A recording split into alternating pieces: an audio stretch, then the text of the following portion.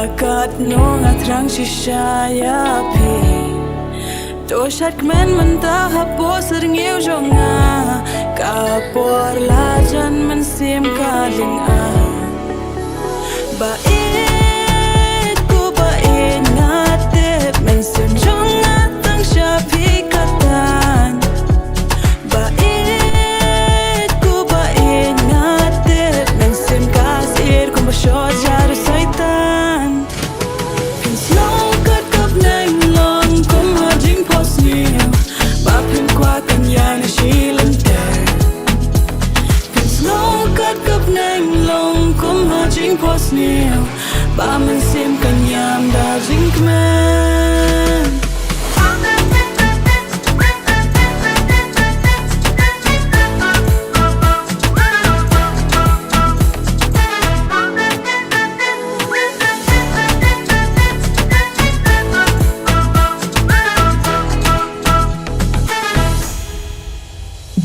Lampuri akabang asno na tipio iya kata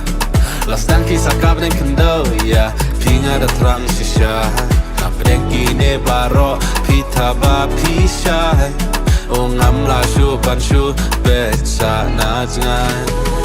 Ong ho o diang na Ong ho o nunta Ong ho o diang na Ong ho o nunta Ong ho o diang na Ong ho o nunta Ong ho o diang na Ong ho o nunta